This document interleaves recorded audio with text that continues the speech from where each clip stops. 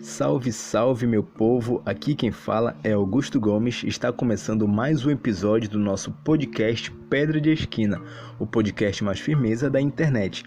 E antes de qualquer coisa eu preciso informar que a gente tem um perfil no Instagram, é o @PedraPodcast, e lá você vai encontrar um resumo de todos os episódios anteriores, explicando tudo direito, assim, cada post tem os detalhes do episódio, e também na bio você vai encontrar o link de acesso para as plataformas que a gente está subindo os áudios. A gente está em várias plataformas, como o Spotify, Google Podcasts, o Anchor, então lá você tem o link de acesso para os episódios e também tem as informações sobre esses outros episódios.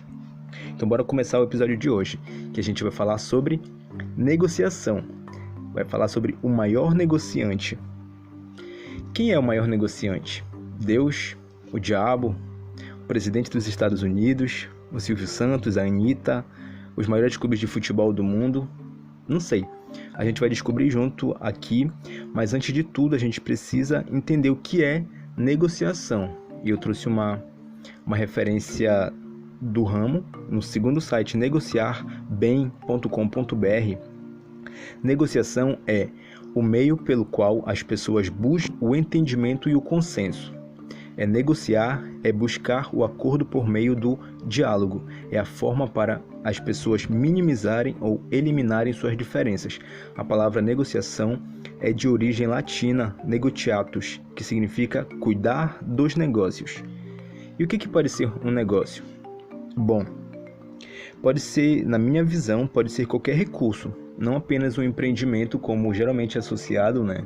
Quando a gente fala em negociação, negócios, a gente já liga para mercado, para empreendedorismo, para empresa, para marketing, mas eu acredito dentro desses conceitos que pode ser qualquer recurso, dinheiro, tempo, valores, comportamento, energia, afeto, e a gente está o tempo todo negociando, por exemplo, com dinheiro. A gente sempre tem que decidir o que a gente vai comprar ou não comprar, porque o dinheiro ele é um recurso que é muito usado em negociações. O tempo, a gente sempre vai definir se a gente vai ter um tempo suficiente para fazer aquilo, ou deixar de fazer aquilo, ou dar mais ou menos tempo para determinadas atividades. Comportamento, por exemplo, a gente negocia se vai se comportar de tal jeito em tal lugar, as consequências que isso vai trazer, senão a gente pode se rever esse comportamento, enfim. Acho que deu para entender mais ou menos como que eu coloco assim, qualquer recurso como um negócio. E a gente cuida desses negócios. E a gente está o tempo todo negociando com isso. E como foi que a gente aprendeu a negociar? Bom, na história, a primeira negociação que eu encontrei pesquisando foi com Satanás. Satanás e a sua arte de sedução. E isso vem antes mesmo do mundo existir. Vou resumir aqui pra gente. Isso está lá na Bíblia, no livro de Isaías, conta essa história, capítulo 14, no verso 12 ao 14, que diz assim: Como foi que caístes dos céus, ó estrela da manhã, filho d'alva da alvorada? Como fostes tirado à terra, tu que derrubavas todas as nações? Afinal, tu costumavas declarar em teu coração: hei de subir até os céus. Erguerei o meu trono acima das estrelas de Deus, e eu me estabelecerei na montanha da Assembleia, no ponto mais elevado de Zafon, o alto do norte, o Monte Santo. Subirei mais alto que as mais altas nuvens, tornar-me-ei semelhante ao Altíssimo.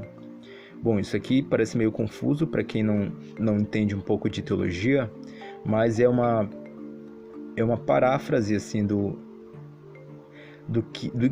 como que aconteceu a queda de Satanás do céu. A Bíblia ela vai contar isso de algumas formas. Se a gente for estudar melhor esse assunto específico, a gente vai entender como que isso aconteceu. Aqui vai fazer um comparativo com um dado histórico desse acontecimento no mundo espiritual. E lá em Apocalipse, no capítulo 12, verso 13 e 4, diz assim: De repente apareceu um outro sinal no céu, um poderoso dragão vermelho com 7 cabeças e 10 chifres, possuindo sobre as cabeças 7 coroas. Sua cauda arrastou consigo 1/3 parte das estrelas do céu, as quais arremessou sobre a terra. É igualmente confuso esse texto de Apocalipse do que aquele lá de Isaías, mas os dois, eles trazem uma interpretação de como que aconteceu essa primeira negociação que eu falo, que eu encontrei na história, que é a negociação do que aconteceu no céu quando Satanás, ele tentou seduzir os anjos para fazer uma rebelião contra Deus. Como a gente viu lá que ele tinha no coração dele de subir acima dos céus e erguer o trono acima das estrelas de Deus, como a gente leu no texto de Isaías. Então a ideia dele era usurpar o trono de Deus. E aí ele, eu não sei o discurso, mas ele conseguiu convencer alguns anjos. A Bíblia vai dizer que é uma terça parte. Só que não deu certo o projeto. Eu acho que na verdade os anjos foram tão burros nesse caso, porque eles foram criados no mesmo período, né? Os anjos, no caso. E eles viram que Deus era poderoso, porque eles participaram de vários projetos de Deus e eles conviviam com Deus. E eles sabiam que Satanás era muito inferior a Deus, porque Satanás era assim como eles, era criatura. E aí, só que eu não sei, como eu falei, eu não sei qual foi o tipo de discurso que ele usou, que promessas ele fez, mas só sei que ele fez essa negociação com os anjos e não deu certo. Como a gente viu, eles foram jogados do céu. Só que esse evento, ele cabe para um outro episódio, mas eu só quis usar isso aqui como dado histórico para falar sobre a primeira negociação.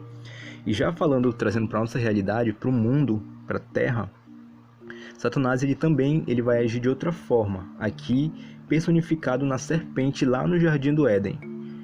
A gente vê em Gênesis, que é o primeiro livro da Bíblia, no capítulo 3, versículo 1 ao 6, fala assim: A serpente era o mais astuto de todos os animais dos campos, que Deus havia feito. E aconteceu que ela questionou com a mulher, Eva aqui no caso. Então, foi isso mesmo que Deus falou: vós não podeis comer nenhum dos frutos das árvores do jardim? Ao que declarou a mulher à serpente: nós podemos comer dos frutos das árvores do jardim, mas do fruto da árvore que está no centro do jardim, Deus disse: dele não comereis, nele não tocareis, para que não morrais. A serpente então alegou à mulher: com toda certeza não morrereis. Ora, Deus sabe que, no dia em que dele comerdes, vossos olhos se abrirão e vós, como Deus, sereis conhecedores do bem e do mal. Quando a mulher observou que a árvore realmente parecia agradável ao paladar, muito atraente aos olhos e, além de tudo, desejável para dela se obter sagacidade, tomou do seu fruto, comeu e o deu ao seu marido que estava em sua companhia, e ele igualmente comeu. Então aqui a gente vê como que ela conseguiu, a serpente, que personifica Satanás, conseguiu convencer Eva de que era um bom negócio desobedecer a Deus e comer o fruto proibido, porque Deus estava mentindo, foi o que Satanás alegou. Eu também não sei como que foi esse processo na mente da Eva, porque ela também, como criatura, conversando com Adão, ela entende que ela foi criada, assim como os outros animais também foram criados. Então ela sabia que Deus era poderoso, ela reconhecia e percebia isso na convivência, e ela poderia perceber como que a serpente era insignificante assim diante do Criador, porque era uma criatura também. Mas o convencimento, essa negociação, mais uma vez fez com que Satanás conseguisse fechar um negócio. Então a gente vê que a gente desde sempre começou a viver a negociação, porque desde os primeiros seres humanos a gente já vê isso sendo negociado. Primeiro a serpente negociou com Eva, depois Eva negociou com Adão, e aí vem as consequências disso, que também não é o motivo não é o tema central desse episódio, mas a gente vai falar sobre isso para trazer um dado histórico. Então, desde os primeiros seres humanos, a gente já começa esse tipo de negociação. E Satanás também ele vai tentar o próprio Jesus, que pela história, né, a gente entende que Jesus é Deus encarnado, que veio para a Terra justamente para resolver essa situação lá do erro do Jardim do Éden, que o homem falhou. Então, Cristo veio para renegociar a salvação do homem que foi perdido lá no começo.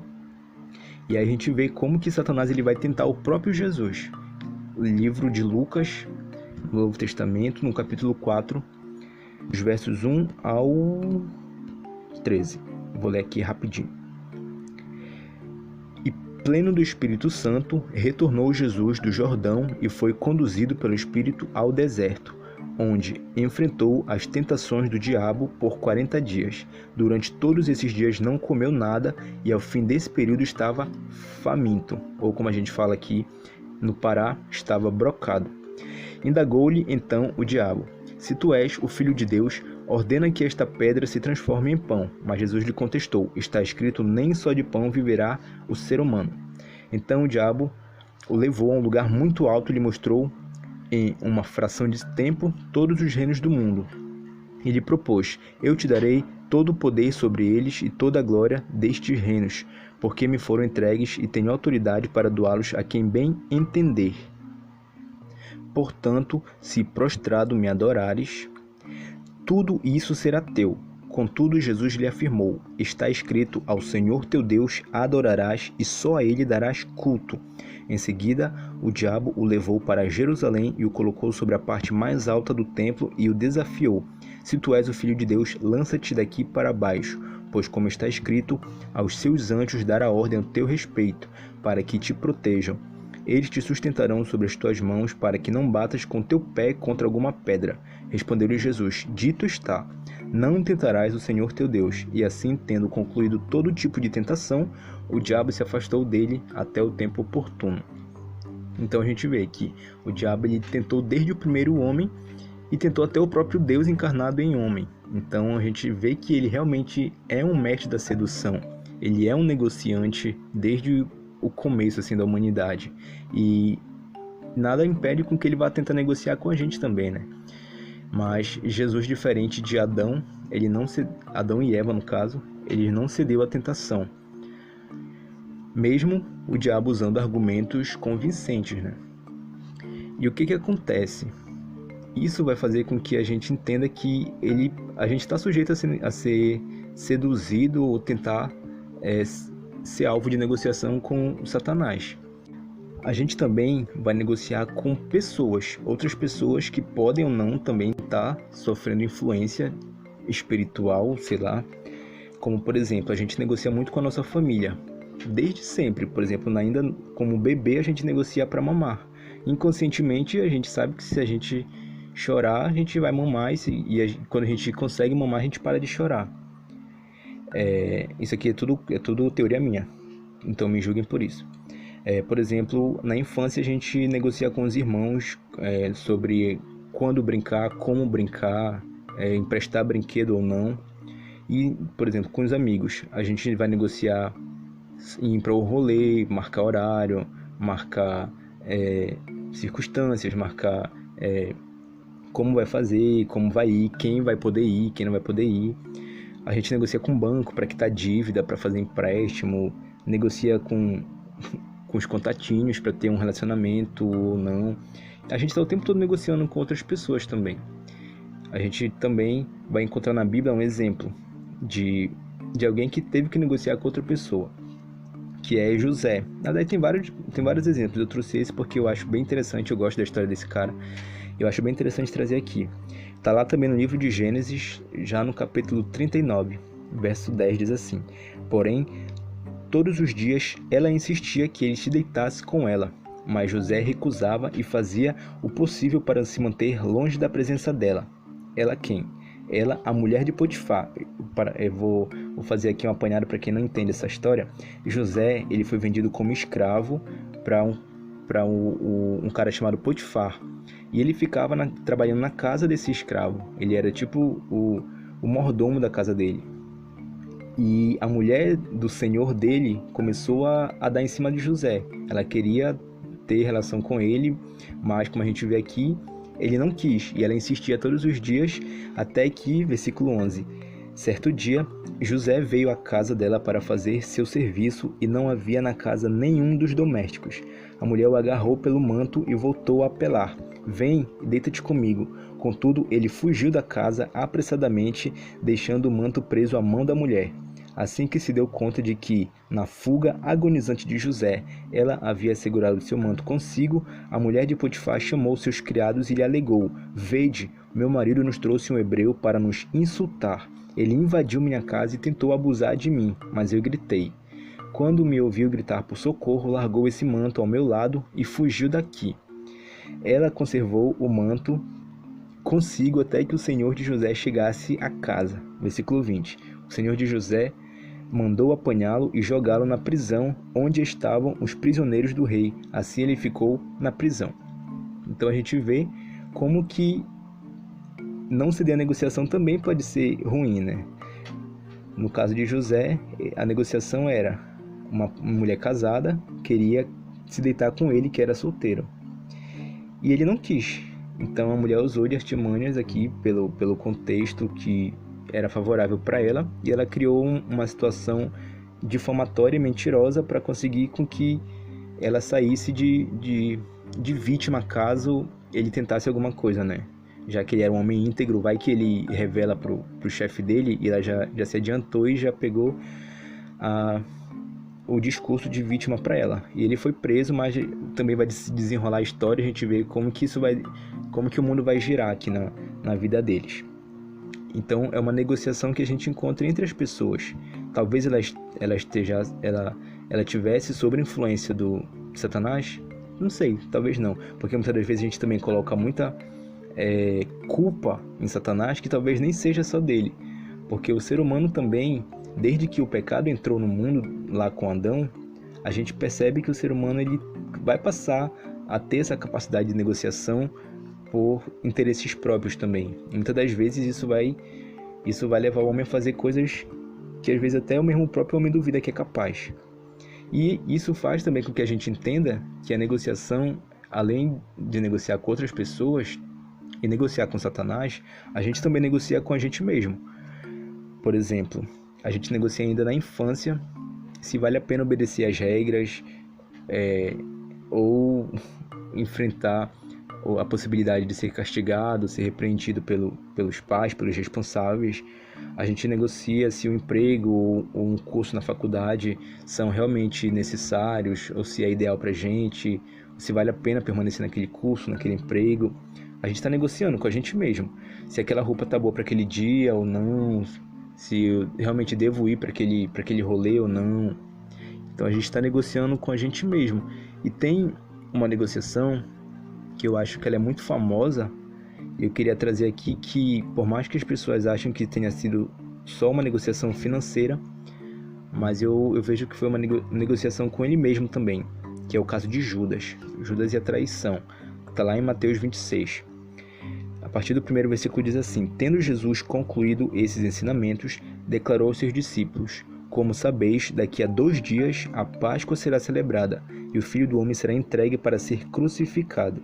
Enquanto isso, os chefes dos sacerdotes e os anciãos do povo se reuniram no palácio do sumo sacerdote, cujo nome era Caifás, e fizeram acordo para prender Jesus por meio de traição e matá-lo. Verso 14.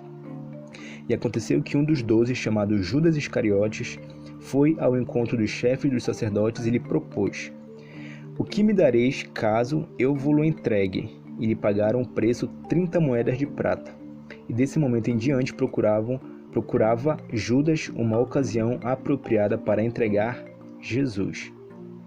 A gente vê como que esse salto na história, desde aquela reunião de Jesus com os discípulos até a reunião de Judas com os chefes dos sacerdotes, ele precisou negociar com ele mesmo, porque Judas ele sabia que Jesus ele ia ser preso, ele ia ser morto, ia ressuscitar, porque era a promessa que aconteceria com o Messias na história do povo, né?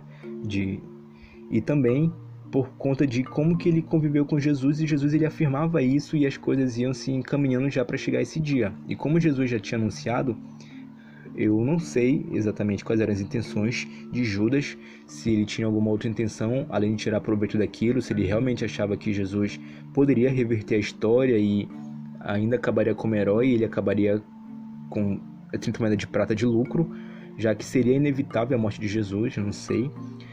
E a gente vê que ele precisou fazer essa negociação e foi lá fechar um negócio com terceiros, né, que no caso foi os sacerdotes.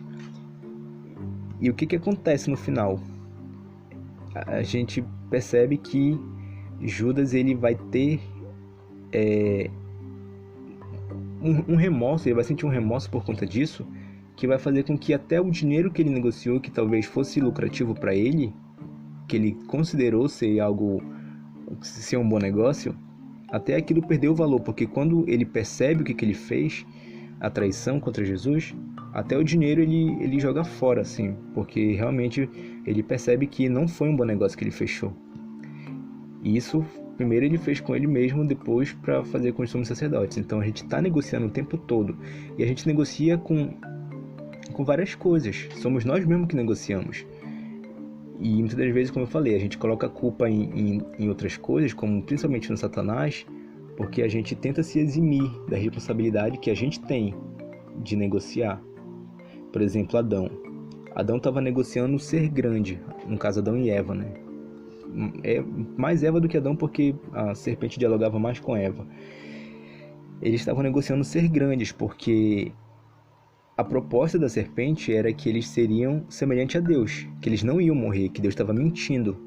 E aquilo foi tentador. Aquilo tentou a carne, o ego de Eva e Adão. No caso de Jesus, era a glória do mundo. Satanás, ele ofereceu a glória do mundo caso Jesus se prostrasse a ele, mas Jesus mesmo não quis ceder. Além dessa glória que poderia ser tentadora para Jesus, que não foi aqui, teve também a questão do ego, né, de pula daqui que tu vai mostrar que os anjos vão vir te servir, para mostrar tipo assim que realmente ele tinha poder, ele tinha autoridade. Transforma essa pedra em pão para mostrar que tu tem poder. Então, mas Jesus não tinha essa vaidade de precisar, ele não precisava provar nada para ninguém, muito menos para Satanás. Então ele não se deu essa tentação. Por exemplo, José, a tentação era ter prazer, porque a gente percebe que ele era tentado pela mulher, porque na história fala que ele tentava não ficar perto dela. Então, mas a tentação estava lá o tempo todo, ela insistindo dia após dia, querendo deitar com ele. E para ele, o ter prazer poderia ser tentador, mas ele não cedeu. E Judas era ter bens, no caso aqui as moedas de prata. E também, no final das contas, não deu certo, mas ele acabou cedendo e negociou por esse bem. E aí eu pergunto, a gente tem tantas coisas, né? Será que vale a pena negociar por todas essas ofertas que nos aparecem, tanto vindos de negociações com Satanás, com outras pessoas, com a gente mesmo? Será que vale a pena? Porque a gente negocia por coisas grandes, por exemplo, a glória do mundo, ser semelhante a Deus, ou por coisas pequenas, tipo 30 moedas de prata, uma aventura sexual qualquer. Mas tudo tem consequência. Adão e Eva, por exemplo, teve o castigo. Para Eva, dores de parto, para Adão ter que trabalhar e sobreviver do suor do rosto dele. A consciência de pecado, que antes eles não tinham, eles tinham a inocência. Então eles passam a ter essa consciência de pecado, de saber que eles estão nus, se envergonhar disso, de saber que foram desobedientes e se envergonhar e se esconder. E com isso também a morte, né? A morte, ela é uma consequência desse pecado, porque a gente vê que como que isso traz consequências assim graves. No caso de Judas, o remorso mortal que fez com que ele tentasse tirar a própria vida. Eu não vou afirmar que ele se suicidou, porque a Bíblia fala que ele tentou se enforcar, mas a corda arrebentou e ele caiu com o estômago numa pedra e foi partido ao meio, assim.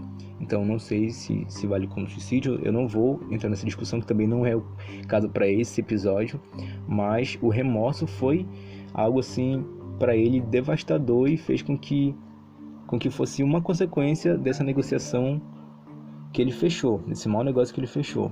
Para José, a consequência dele não ter cedido foi ter sido preso injustamente, mas depois ele vai conseguir o governo de prisioneiro, ele vai passar a ser governador, e com isso ele vai ter a oportunidade de salvar a família dele diante de uma crise nacional que ia acontecer na história dele também, que tem na Bíblia tudo relatado essas situações.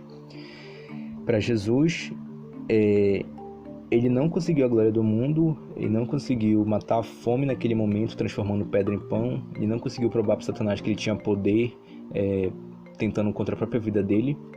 Mas o que ele vai conseguir depois? Ele vai conseguir ser aprovado por Deus por ter seguido a trajetória que ele deveria ter seguido como homem, e vai ter o nome de Jesus vai ser o nome exaltado acima de todos os nomes. Então a gente vê que mesmo quando a gente não fecha uma negociação de algo que parece ser vantajoso para a gente, pode ter benefícios, principalmente no mundo espiritual, porque na nossa vida prática, às vezes a gente tem que negociar e muitas das vezes parece que a gente está tendo prejuízo. Por exemplo, no ano passado, eu precisei largar o meu emprego. Eu trabalhava como atendente na panificadora dos meus tios, e eu trabalhava de manhã e estudava à tarde. Só que eu estudava à tarde um curso técnico, e eu passei no vestibular para fazer a graduação no período matutino. Eu não queria largar o técnico porque eu já estava mais da metade da graduação, né? Aí eu falei, eu vou encarar os 2 cursos, mas para isso ia precisar sair do emprego. Então eu precisei negociar comigo mesmo, e com isso eu larguei o emprego. Foi um perrengue assim, valendo, né? Ter que abrir mão da minha única fonte de renda, mas valeu a pena hoje, porque eu consegui formar nos 2 cursos e hoje eu estou trabalhando em outra área. Tipo, eu não precisei voltar para aquele emprego, eu não precisei fazer coisas assim que eu não deveria, mas no final das contas deu certo, porque o meu objetivo era aquele. Eu negociei, mas precisei abrir mão, né? E a gente negocia o tempo todo. Tem coisas que realmente parecem que a gente olha a curto prazo, parece que vale a pena. Mas se a gente for olhar na frente, talvez não valha tanta pena assim. E no mundo espiritual, Deus ele é poderoso para fazer na nossa vida muito além do que a gente imagina. Então muitas das vezes a gente acha que largar Deus, como a gente vê o caso dessas pessoas aí, né? Que no caso de Adão, que ignorar Deus, as instruções dele, no caso de Judas, ignorar a amizade de Jesus. A gente acha que essas coisas valem a pena, mas a gente percebe que não vale. A gente percebe que vale a pena dar ouvido para a voz de Deus, para a orientação dele, porque, por exemplo, no caso de Jesus, depois que Satanás saiu, parou de tentar e atentar a ele, a gente vê o relato de que os anjos vieram servir Jesus no deserto. A gente vê, por exemplo, no caso de José, que depois que ele resiste à tentação da mulher de Potifar, ele é preso injustamente, mas depois ele vai virar governador, ele vai ser a salvação para toda a família dele. Então a gente vê que vale a pena seguir no trajeto que Deus está meio que determinando para a gente. Mas às vezes não é fácil, porque como eu falei, a gente está negociando o tempo todo. A gente negocia desde a hora que a gente acorda, tá amanhecendo o dia, a gente negocia se vale a pena realmente levantar da cama, ou se eu vou perder aquela aula, ou se eu vou perder aquele emprego, se eu vou arriscar ficar mais 5 minutos dormindo. A gente começa o dia negociando, e a gente passa o tempo todo negociando, até a hora que a gente vai dormir de novo. Se vale a pena eu dormir naquele momento, se eu posso passar mais 1 hora na internet, posso assistir mais alguma coisa, mais uma série, se eu posso sair para um rolê. A gente está negociando o tempo todo literalmente. E aí com isso eu te pergunto, no mundo espiritual, que são decisões que, por exemplo, entre eu escolher usar uma roupa ou outra, é uma decisão muito pequena, muito irrisória, assim, perto de uma decisão, por exemplo, se eu vou escolher ignorar Deus da minha existência, parar de considerar Ele no meu dia a dia. São decisões que pesam diferentes, né? E aí tem decisão na nossa vida, mesmo que não seja estritamente de cunho espiritual, que elas vão afetar a nossa vida de forma absurda. E aí o que eu aconselho? Eu aconselho pedir conselho para Deus, porque se Ele é o Criador de tudo, o Supremo Administrador, e Ele tem interesse em nos ajudar. A gente vê na Bíblia, por exemplo, em Jeremias 17, verso 9 e 10. Diz assim: ora, não há nada mais enganoso e irremediável do que o coração humano, e sua doença é incurável. Quem é capaz de compreendê-lo? Versículo 9 diz assim. E a gente realmente entende que o coração do homem ele é enganoso, porque a gente mesmo se engana. Tem coisas que a gente acha que nunca vai fazer, e tem coisas que a gente acha que é um bom negócio e a gente acaba fechando e vê que não é. Tem coisas que a gente acha que... Tem negócio que a gente acha que nunca vai fechar, e quando a gente vê, a gente tá lá pagando para ver. E muitas das vezes a gente se engana porque o nosso coração é enganoso. A nossa carne, ela pede coisas que, por exemplo, vão totalmente contra a vontade de Deus. Então, por isso a gente precisa sempre estar pensando bem em cada negociação que a gente vai fazer, principalmente nessas negociações que são de responsabilidades maiores, né? E o versículo 10 diz: Eu, Senhor, sondo profundamente o coração e examino a mente dos homens, a fim de entender cada pessoa de acordo com a sua atitude, conforme as suas obras. Então a gente pensa, se Deus ele é tão sábio, tão grande a ponto de sondar o nosso coração profundamente, examinar toda a nossa mente, a fim de entender a gente na nossa particularidade, na nossa individualidade, por que não pedir ajuda para Ele? Já que Ele mesmo se dispõe, Ele mesmo alerta que o nosso coração é enganoso e Ele mesmo diz que Ele tem esse poder, esse interesse em sondar nossa mente, nosso coração, em ajudar a gente nas nossas atitudes, nas nossas obras, fazer com que a gente siga o caminho dele. É interesse dele, Ele é o maior interessado, sem sombra de dúvidas, em ver a gente andar no caminho certo. E isso não é só isso é principalmente para mérito nosso, porque eu não sei se eu consegui provar, mas eu usei várias histórias e nos relatos das histórias que as pessoas foram contra Deus, não tiveram sucesso nesses negócios. E nas situações que as pessoas tomaram um direcionamento favorável àquilo que Deus tinha determinado, as pessoas tiveram sucesso em seus negócios. Então, acho que a maior sacada para tomar decisões, para tomar negociações, é considerando Deus, que é poderoso e tem interesse em fazer com que a gente tenha esse auxílio, né? Tem interesse em nos ajudar. E o maior negociante somos nós. A gente vai estar negociando o tempo todo.